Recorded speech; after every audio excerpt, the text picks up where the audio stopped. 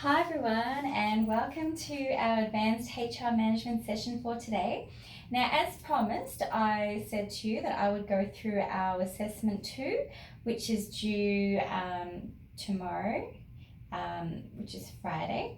So I would just like to go through the questions to help you answer them confidently and to give me some good quality assignments on our due date, okay? So the first question which you have for your assessment is, what is human resource strategic planning and what may the objectives and targets of the plan relate to? So for question 1, basically these are the things it's asking for. So what is HR strategic planning? So I am looking for a definition. Okay, so how you could approach it is you could break down what is human resources and then what is strategic planning. So HR plus strategy plus planning. Okay, so please give me a very, very simple definition for this part of the question. Basically, in summary, it is all about linking people, okay, within the organization to the overall strategic plan and vision of the organization, okay? So linking people to the vision and strategy of the business. All right. It's also important for you to put in your answer the relevance of strategic planning is all about preparing for the future, okay? So it's about planning for the long term. So please include that in your definition. Also consider these keywords that HR planning is about putting the right number of people in the right job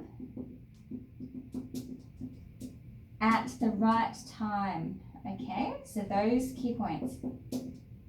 Putting the right number of people in the right job at the right time. So again, it is about balancing the demand and supply of human resources.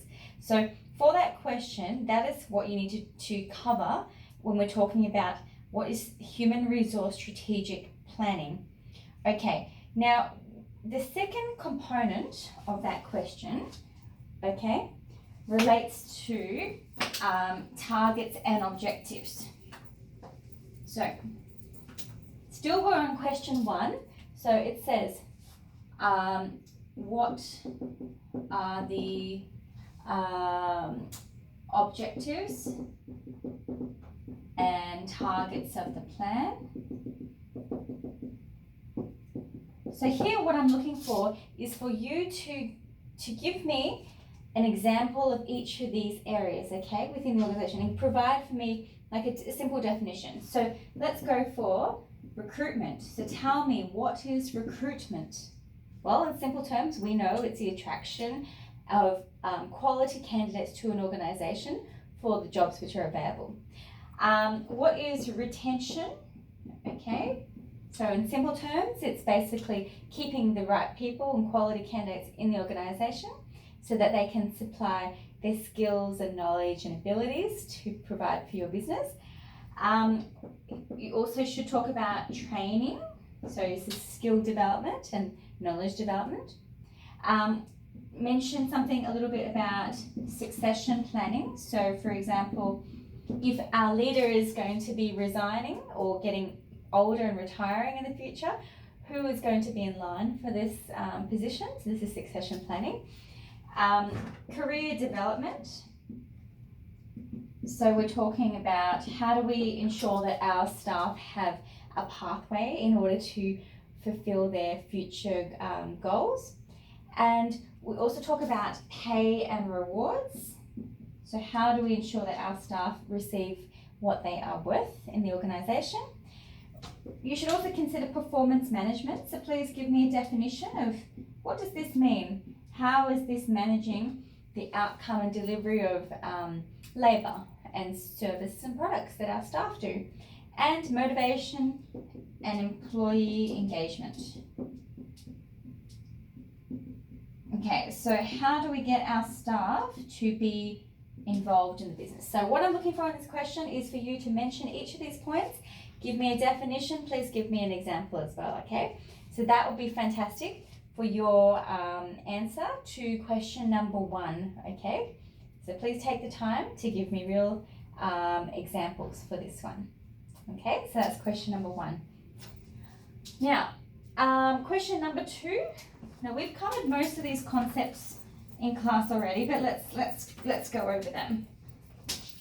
So, question number 2 is, in order to identify emerging practices and trends, you may need to undertake an environmental analysis.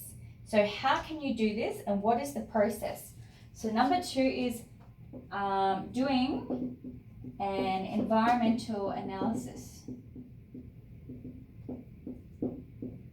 So basically, when we think of this word environmental, we're thinking about the outside of the organisation, okay? So what are the factors that are impacting our staff in the organisation? Who, what, when, where, how frequent are these factors impacting the opportunity for our organisation to flourish, okay, in its industry, okay? So what you're going to do here is I want you to talk about pestle analysis, okay? So do you remember what pestle means? So pestle, in simple terms for you, is political, economic, sociological, technological, legal, and environmental. So when you answer this question, again, I would like you to give me a definition of each of these areas, and then give me a simple example of something that is impacting an organisation, okay? And this is for you to demonstrate the effects of the outside environment, okay? So just give me one example for each of these and a definition for each one, okay? That will be fantastic. And that is for question number 2 in your assignment. So we're covering pestle today in our session as well in a little bit more detail, but this is important for question number 2, okay? So please cover those. Question number 3 is basically talking about employment arrangements, okay? So question number 3, it says, give an example of the different options for sourcing labour supply. So what are the labour sourcing options? Okay, so here it's basically asking what kind of people do we hire for an organisation and what is their working arrangement. So for example, casual workers, you could have contractors, you should discuss all of these in detail, but I'm just giving you a point form so you have an idea. So contractors, casual workers, outsourced workers, offshore workers, okay, what else? New graduates, so straight from university, trainees, okay? So these are the, and also consultants as well. So when you discuss this question, basically give me a definition of each one of these elements. Tell me maybe what is the benefits of having each person, maybe what is the negative of each type of person as well. Because each type of worker, as we've discussed in class previously, has its merits. In a business, you will choose whether these people suit the organisation or not. What is the situation that makes them suitable for the organisation? So are you trying to keep a lean cost model? Or are you trying to keep flexibility of workers or having them short term? So these kind of things, when you discuss each of these points, discuss in detail, okay? To tell me and show me that you understand these kind of workers, okay? So that's for question number 3. Okay, so is that okay? I hope that's all right. Just talking about how do you make the decision, costs and benefits of each one of these types of workers. Okay. Question number 4, let's see. We are talking about when considering the impact of new technology, what should you think about? So basically it's asking you, what do you think about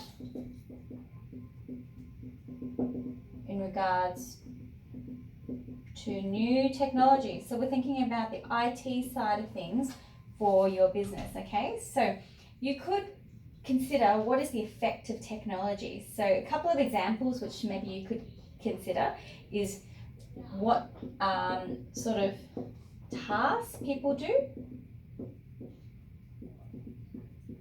or what work, what training is needed,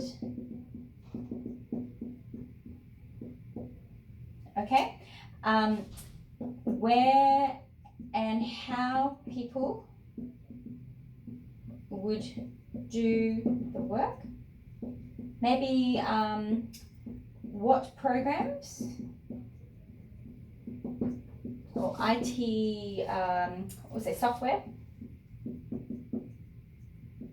is needed, okay? So these are the kind of considerations you need to make when you are introducing technology into an organization, okay? Because you have to consider that people are maybe technical or not technical. So you've got to think, how do we get them all at the same level using the technology appropriately, okay? So just think practically, think about maybe what knowledge and skills people need to know so they can use the IT and technology effectively to do their jobs, this sort of thing, okay? Or if you're delivering a service in an online capacity, what skills do people have and don't have, and how do you make sure everybody is able to do the work like this, okay? So that is for question number 4, which is what is the impact of new technology and what should you think about? Okay, question number 5. So we're almost halfway through your assignment helped for today. So question number 5, it says, you should be aware of recent and potential changes to industrial and legal requirements. So give 2 examples of changes that you're aware of. So what it's asking you for is, what are the industrial, so workplace based is the word, or legal requirements that are changing. So basically, you need to discuss in this question, what are some kind of issues that are quite common in the workplace that you see people have to deal with as an employer or an employee, okay? Or as a contractor even. So for example, think about like the Fair Work Act. So Fair Work Act is the law that governs employment in Australia at the moment. So what's a common issue? For example, bullying is something you might like to discuss, or sexual harassment. Maybe you might like to talk about unfair dismissal, maybe wages, things like this, okay? Leave entitlements. Okay, so these are just a couple of examples. So in this question, just choose 2 that you feel comfortable talking with and you can find information on, and just give me a little rundown of, you know, why it's an important issue, how it's being dealt with in Australia at the moment, because you as employees will have to be aware of these kind of issues potentially impacting you, okay? So consider these issues as some ideas for you, okay? Now, the next question is about consultation. So question number 6.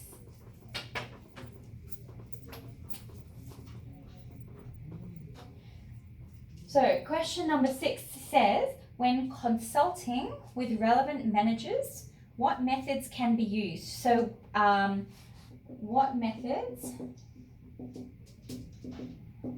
are used for consultation? So if you remember back, consultation is basically the discussion of issues with your team. So imagine you're the HR manager.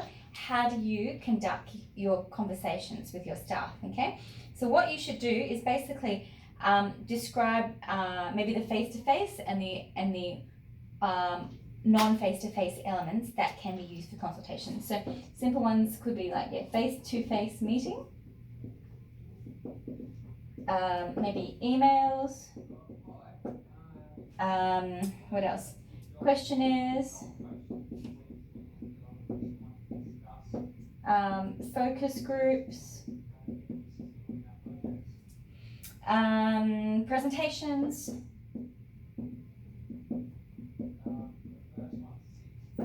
video conferencing, anything like this, okay? If you'd like for this question, my suggestion is to discuss each of these, definition, what is the benefit of these, and what is the disadvantage of each one, okay? So please give me a detailed description to show me you understand the value of each of these type of consultation methods. You should also consider what kind of information you would be filtering to people when they are in this consultation process, okay? So what kind of things would you discuss? So, you know, why are they in this meeting? What's the purpose behind it?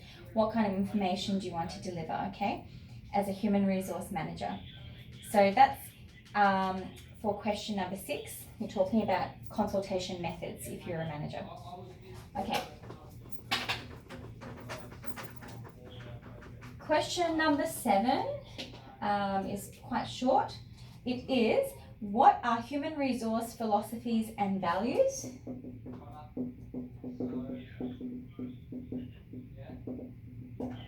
So all you need to do here, we've watched a couple of videos before that talks about these two definitions, so that's what I'm looking for, is define each one of these words, HR philosophies and what is meant by values. So what does the organisation basically stand for, is what it's asking. Okay, so how do we do things here in the organisation?